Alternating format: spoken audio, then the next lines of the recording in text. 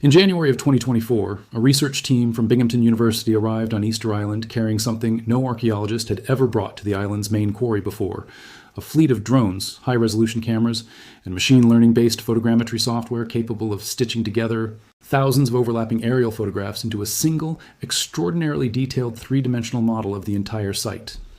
They hadn't originally planned to do this. They were there for other research. But a wildfire had swept through the Rapa quarry in October of 2023, raising genuine fears about permanent damage to one of the most irreplaceable archaeological sites on Earth, and the local Rapa Nui community organization asked if the researchers could create a comprehensive digital record of the quarry before any further damage occurred. What the team produced over 30 drone flights and more than 22,000 photographs processed by computer into a model that took months to build turned out to be the first high-resolution, fully comprehensive, three-dimensional map of a site that holds the answers to questions humans have been asking about Easter Island for centuries. And what that model showed, when researchers finally analyzed it in detail, changed several things that archaeologists thought they understood about how the Moai were made, who made them, and what that tells us about the civilization that built them. This is not the AI chatbot version of this story, which exists and is considerably less interesting. This is the real one, and it's better. Subscribe now if you want to keep getting the version built on actual peer-reviewed research rather than a language model's speculation. Easter Island, known to its indigenous people as Rapa Nui, sits alone in the southeastern Pacific Ocean, roughly 2,300 miles from the coast of Chile and about 1,100 miles from the nearest inhabited island. It's one of the most remote inhabited places on Earth, a small, roughly triangular volcanic island covering only about 63 square miles of land. Sometime around the 13th century, a small group of Polynesian voyagers landed here after crossing an almost incomprehensibly vast stretch of open ocean in traditional canoes using nothing but stars, waves, and centuries of accumulated navigational knowledge. What they built on this island over the next few hundred years, before European contact arrived in 1722, has fascinated outsiders ever since. Roughly 1,000 stone statues known as Moai, some standing over 30 feet tall and weighing more than 80 tons, distributed across the island and its coastal platforms, carved from the volcanic tuff of a single quarry called Raraku, and transported to their final positions across terrain that should, by most intuitive assessments, have made the whole thing impossible. The Moai are not simply the famous heads you've seen in photographs. That particular misconception, that the statues are only heads, is one of the more persistent misunderstandings in popular archaeology.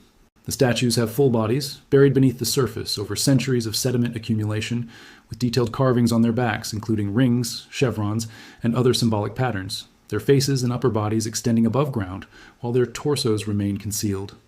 The first researchers to excavate around the base of standing Moai were genuinely surprised by what they found. Most people, seeing photographs of Easter Island for the first time, are equally surprised when they learn this, because the image of disembodied giant heads has been so thoroughly reproduced that it functions almost as a cultural fact independent of the actual physical reality. The tallest standing Moai on the island, called Paro, reaches about 33 feet in height and weighs approximately 82 tons. And in the quarry at Raraku, a statue that was never finished and never transported, known as Te Tokanga, lies on its back measuring 69 feet long, which would have made it the largest Moai ever created if it had been completed and erected, weighing an estimated 270 tons. The standard story of Easter Island, the one that appears in most popular books and documentaries from the last several decades, follows a specific and bleak narrative arc. The Rapa Nui people arrived on a lush, forested island. Their population grew. Their chiefs competed for status by building ever larger Moai. They cut down the trees to use as rollers for transporting the statues. This deforestation destroyed the island's ecosystem. Crops failed, the population collapsed in warfare and starvation, and by the time European ships arrived, the civilization was already a shadow of its former self. This story, sometimes called the ecocide narrative and popularized most notably by Jared Diamond in his book Collapse, is a tidy cautionary tale about environmental overreach, and it has been extraordinarily influential in how Easter Island gets discussed in popular culture. There's just one problem with it, and several different lines of recent evidence, from genetics to paleobotany to the 3D quarry analysis, have been systematically dismantling it. A September 2024 ancient DNA study published in a peer-reviewed journal examined genetic material from Rapa Nui people spanning different time periods and compared the population data against the prediction that a dramatic collapse should be visible in the genetic record as a sudden, sharp bottleneck. It found no such bottleneck. The genetic evidence suggests the Rapa Nui population was smaller than the ecocide narrative assumed from the beginning, and that it declined more gradually and primarily in response to European contact, disease, and eventually the forced deportation of islanders to Peru as enslaved labor in the 1860s, not to any internal self-inflicted catastrophe. A separate 2024 study examining sediment and plant evidence specifically challenged the idea that the Rapa Nui people cleared the island's palm forests as a direct consequence of Moai transport. The evidence is more complex. Climate factors and the impact of introduced Pacific rats on palm seeds appear to have contributed substantially to deforestation alongside human land clearing for agriculture. And the Rapa Nui people appear to have actively adapted to degraded soil conditions through intensive rock garden farming rather than simply collapsing under the pressure. The Moai, in other words, were not the instrument of the civilization's self-destruction. The civilization that built them was considerably more resilient, and its actual decline had causes the popular story largely ignored. Into this already shifting picture came the November 2025 photogrammetry study in PLOS-1, built on that January 2024 drone survey at Rano.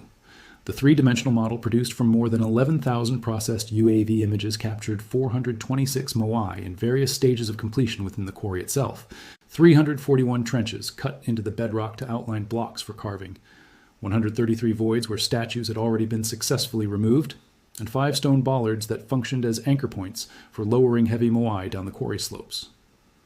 Studying the spatial distribution of all these features together across the quarry's full geography revealed something the previous generations of ground-based archaeological surveys had missed, or at least couldn't confirm clearly enough to publish with confidence. The quarry was not one unified industrial facility operating under centralized authority. It was 30 separate, functionally distinct work areas, each one showing its own characteristic carving approaches and extraction methods, each one apparently operated independently by a different clan or family group. The implications of this finding are worth sitting with for a moment. For a long time, the very scale of the Moai project seemed to demand the assumption of hierarchy. The standard logic went something like this. Monuments this large must have required a powerful chief to command the labor, and those chiefs must have been driving the competition for status that produced ever larger statues. The presence of monumental architecture, in other words, was treated as circular evidence for the presence of the political system assumed to have built it. The PLOs. One study challenges this assumption directly. The 30 separate work zones don't look like one factory divided into departments under a single manager. They look like 30 independent workshops that happen to be working in proximity, sharing cultural knowledge about how to carve stone and what a Moai should look like, but operating autonomously within their own areas and transporting their completed or partially completed statues away from the quarry along several different routes rather than one single coordinated system. The similarities between Moai from different zones appear to reflect cultural diffusion, the spread of techniques and aesthetic standards through exchange and shared tradition rather than centralized quality control by a supervising authority.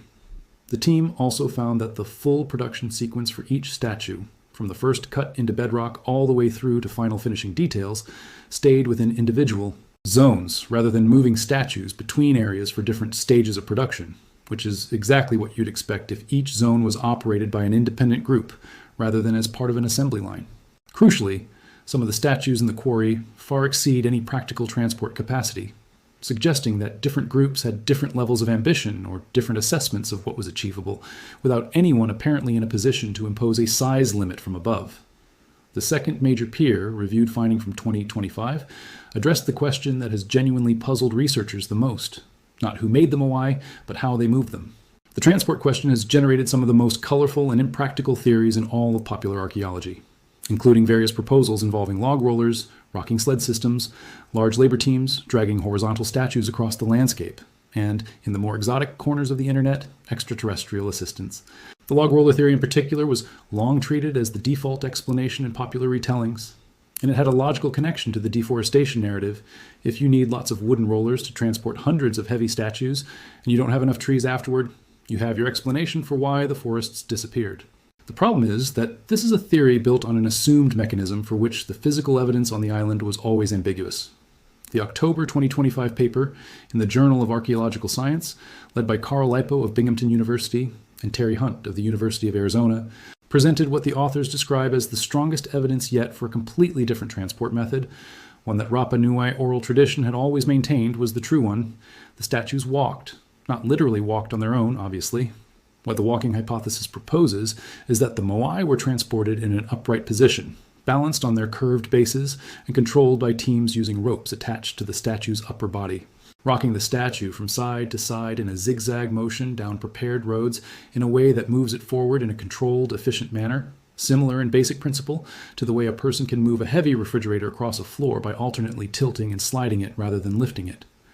The team had proposed this hypothesis in earlier work, but the 2025 paper subjected it to the most rigorous validation yet, combining three-dimensional modeling of nearly 1,000 Moai, including 62 found along ancient roads, analysis of the road surfaces and geometry across the island, and a direct physical experiment using a 4.35-ton replica Moai built to precise proportions. That replica was moved 100 meters by a team of only 18 people using ropes and the rocking technique in 40 minutes. The 3D modeling revealed that the Moai found along the roads share specific, consistent design features that distinguish them from statues found in other locations: wider, D-shaped bases and a more pronounced forward lean of roughly 5 to 15 degrees from vertical, features that would directly facilitate the rocking transport technique and make no particular engineering sense if the statues were meant to be moved horizontally on rollers or dragged flat. The roads themselves also show design features consistent with upright statue transport, including concave surfaces that would help stabilize a statue being rocked along their length. The distribution of broken and abandoned statues along the roads, concentrated in the first 2 kilometers from the quarry and following a pattern consistent with statues being abandoned when transport attempts failed, matches what the walking model would predict for the logistical difficulty of different journey lengths. The study directly addressed previous objections to the walking hypothesis, including arguments about terrain steepness, rope strength, and feasibility over uneven ground. The authors concluded that none of those objections invalidate the model when examined against the actual physical constraints involved. The walking model requires no forests, no thousands of workers, no extraordinary feats of labor organization. It requires rope, a modest crew of people, and a road designed for the purpose. A third significant finding from the same research period addressed not the past, but the future of the Moai, specifically the threat posed by rising sea levels. In August of 2025, a study published in a heritage preservation journal used high-resolution digital modeling of Rapa Nui's eastern coastline to simulate the impact of various sea level rise scenarios on the island's coastal archaeological sites. The 15 Moai standing on the platform called Ahu Tongariki, the largest ceremonial platform on the island and one of its most visually iconic locations, could be reached by waves driven by sea level rise as early as 2080 under current climate projections.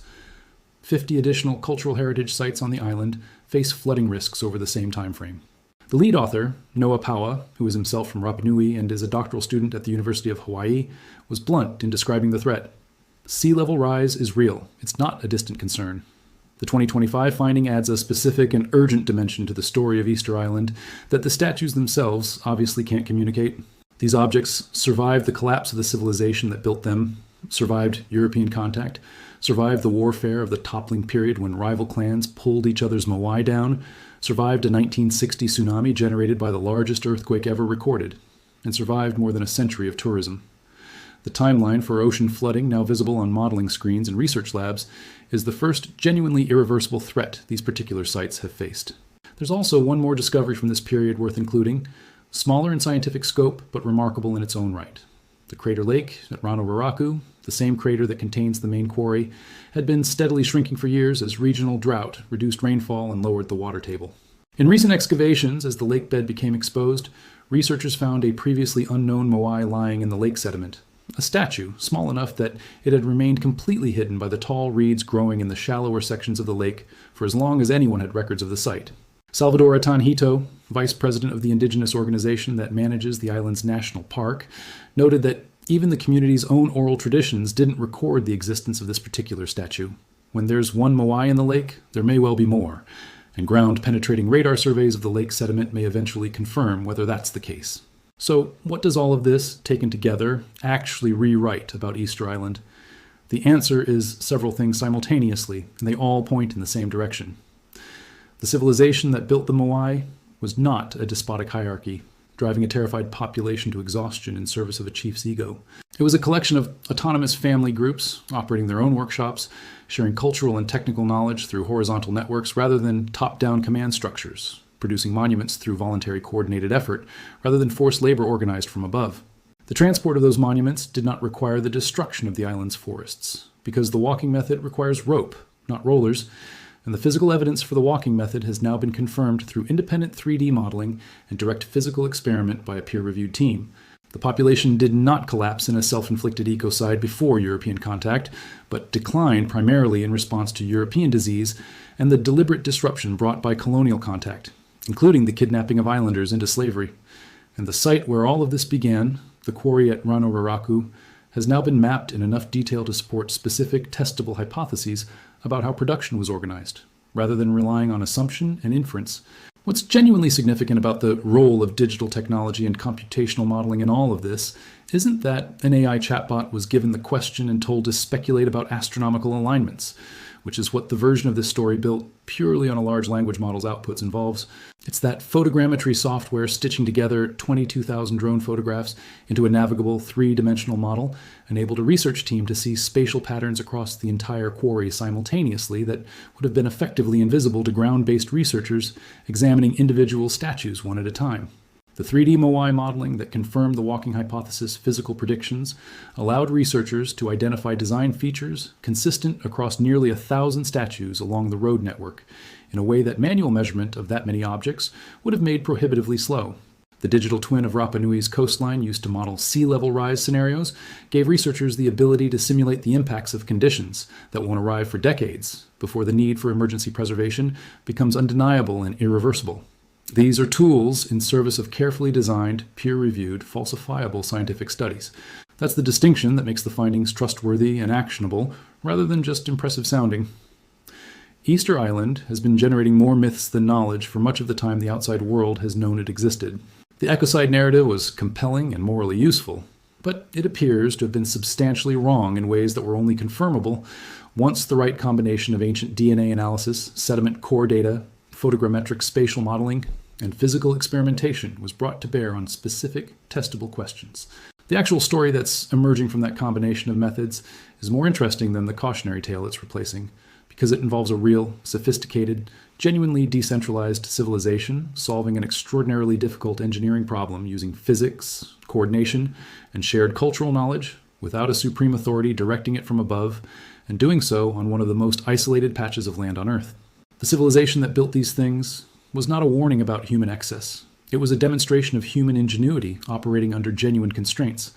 And the fact that it took us this long to recognize that says more about the assumptions we brought to the evidence than it does about the Rapa Nui people themselves. If this version of Easter Island's story, the one built on actual peer-reviewed research published in the last 12 months, is the kind of history you want to keep seeing, the best thing you can do right now is subscribe, because there is a lot more of this kind of careful, evidence-based digging still coming. If you found this interesting, share it with someone who still has the ecocide version of Easter Island in their head as the definitive story, because the real findings of the last year deserve to replace it. And if you are still here at the very end, like this video right now, it takes 2 seconds and it tells me you want more of exactly this. Verified first, built on real science every single time.